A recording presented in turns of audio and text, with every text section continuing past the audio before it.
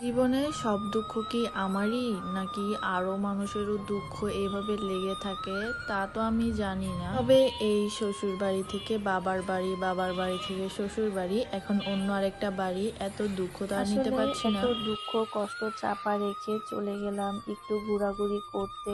যত বেশি দিনগুলো যাচ্ছে তত বেশি মনের মধ্যে কষ্ট বেড়ে যাচ্ছে। আর আমি এই ধরনের কষ্টগুলোকে দূর করার জন্য চলে গেলাম একটু ঘোরাঘুরি করতে। চলুন আজকের ব্লগটা শুরু করা যাক আপনাদের সঙ্গে। হ্যালো এভরিওয়ান, আসসালামু আলাইকুম। This is me Sanjida Hamid. আপনাদের সবাইকে আমার নতুন আরেকটি ভিডিওতে স্বাগতম। অনেক বেশি দুঃখ কষ্ট নিয়ে আমি আজকে ঘুরতে যাব, যাতে করে আমার সব ধরনের কষ্ট একটু দূর হয়ে যায়। মানে কিছুটা হলেও তো কমতে হবে দুঃখ কষ্ট। এত দুঃখ কষ্ট মনের মধ্যে তো রাখা যাবে না। আমার ভিডিও শুরুতেই দেখে হয়তো আপনারা বুঝে গিয়েছেন যে আজকে আমি কোথায় ঘুরতে গিয়েছি। আর অনেক বেশি মজা করেছিলাম আজকের এই দিনটাকে। ভিডিওগুলো এডিট করতে বসে এই দিনটা অনেক বেশি মিস করছিলাম। আমার পার্শ্ববর্তী যারা থাকে তারা তো অবশ্যই এই জায়গাটার সাথে চীনা পরিচিত। এটা ছিল চট্টগ্রামে। আর এই মসজিদটা অনেকেই চিনে। আমরা আগে ছোটবেলায় অনেক এসেছি এইখানে। যাই হোক, এখন চলে যাচ্ছি মূল জায়গায় যেখানে আমরা ঘুরতে যাওয়ার জন্য রওনা দিয়েছিলাম, ওইখানে চলে যাচ্ছি এখন। তো বলতে বলতে এখানে চলেও এলাম। দেখুন এই জায়গাটা কত বেশি সুন্দর। আসলে এটা ছিল চট্টগ্রামের একটা জায়গা। এই জায়গাটা দেখার জন্য দেশ বিদেশ অনেক জায়গা থেকে আসলে মানুষজন আসে। এটা দুইটা পাহাড়ের মাঝখানে একটা রাস্তা করা হয়েছে। এই রাস্তাটা কিন্তু অনেক বেশি সুন্দর লাগে। এখানে অনেক মানুষই আসে বিকালবেলা হাঁটতে হাঁটতে।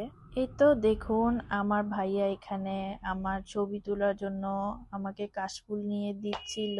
এরপর আমি আর আমার ফ্রেন্ড মিলে এখানে গিয়েছিলাম। আমরা কয়েকজন মিলে এখানে একসঙ্গে ঘুরতে এসেছিলাম। তো আমরা দুজন হাঁটাহাঁটি করছিলাম, পিছন থেকে আরেকজন ভিডিও করছিল।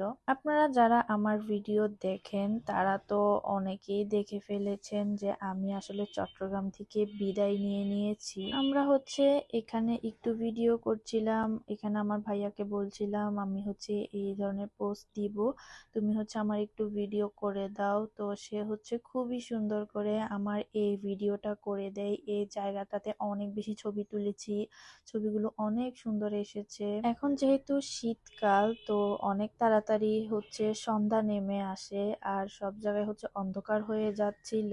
চট্টগ্রামে আমি আর 2 দিন আছি, তো একটুখানি ঘুরতে তো অবশ্যই হবে আর সেটাও আপনাদের সঙ্গে শেয়ার করতে হবে। সূর্যটা যখন চলে যাচ্ছিল তখন দেখুন এই জায়গাটা কত বেশি সুন্দর লাগছে। পাহাড়টাও দেখতে কিন্তু অনেক বেশি লালচে লালচে দেখাচ্ছে, কিন্তু এটা সরাসরি দেখতে অনেক বেশি সুন্দর। বিশেষ করে আমার এই জায়গাটা অনেক বেশি সুন্দর লেগেছে। এখানে অনেক অনেক কাশফুল রয়েছে।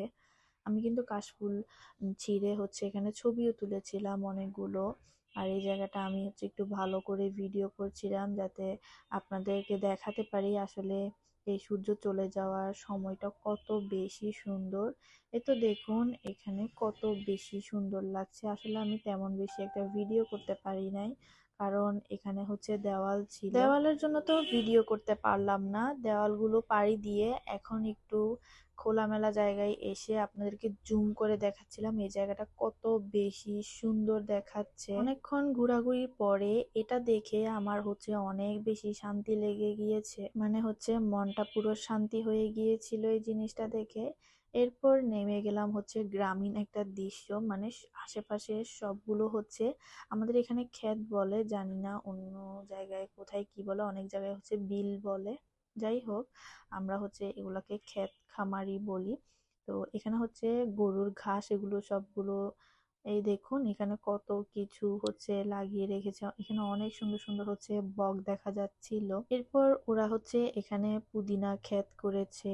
দেন এখানে মাটি ওরা মানে কেটে রেখেছিল যাতে এখানে আরো অনেক কিছু লাগাতে পারে। এই বকগুলো অনেক বেশি সুন্দর লাগছিল দেখতে। সামনে যেহেতু রমজান আসছে, এখন যেহেতু শীতকাল, তো বেশিরভাগ মূলার ক্ষেত, এরপর ফুলকপি, পাতাকপি, তারপর চাইনিজ পাতা, এরপরে গাজর ক্ষেত, এরপরে হচ্ছে আরও অনেক রকমের সবজি, দেন পুদিনা পাতা, এগুলো কিন্তু আমাদের এখানে অনেক বেশি চাষ হয়। দেখুন এখানে হচ্ছে মূলা ক্ষেত দেখলাম। আসলে আমার ভিডিওটা আজকে হচ্ছে কিছু কিছু মানে ভিডিও ছোট হয়ে গিয়েছে, কিছু কিছু বড় হয়ে গিয়েছে, মানে ফুল স্ক্রিনে কিছু কিছু দেখা যাচ্ছে, কিছু কিছু হাফ স্ক্রিনে, এগুলো স্কিপ করবেন।